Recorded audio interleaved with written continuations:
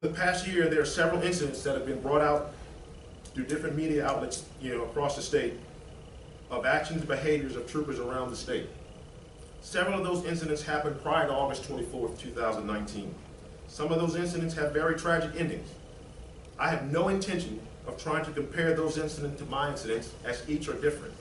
However, the discipline or lack of discipline imposed on troopers involved in those incidents are not consistent with the discipline imposed on me. I would like to object at this point. Those matters are still under investigation.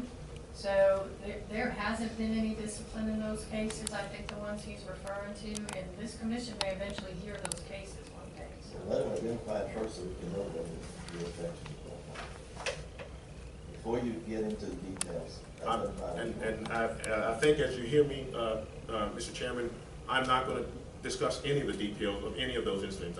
I'm no names, or I'm not going to be discussing the details at all. May I continue? Well, I think her objection is if you're going to talk about things that are still under investigation and which discipline has not yet been determined, that's what she wants to object to. So I will be careful with how I proceed. At the time of my incident, I was off duty and in my personal vehicle.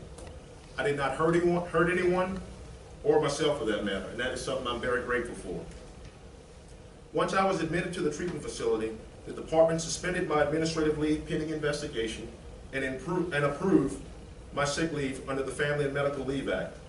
This meant my pay for my leave while I was out was coming out of my approved sick leave and not the responsibility of the department as if I were on administrative leave pending investigation.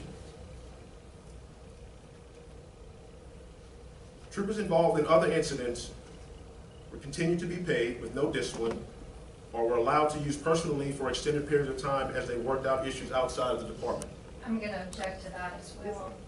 If I can clarify for you, Mr. Perkins, what everyone is saying is you can't just say in general others were treated differently than myself without, first of all, identifying who the others were, and it has to be a case that has been resolved and not something that's still pending. Yes, ma'am, I understand. So in respect to that, I will refrain from referring to any of those instances and just finish my comments based off of what I want to say for my actions.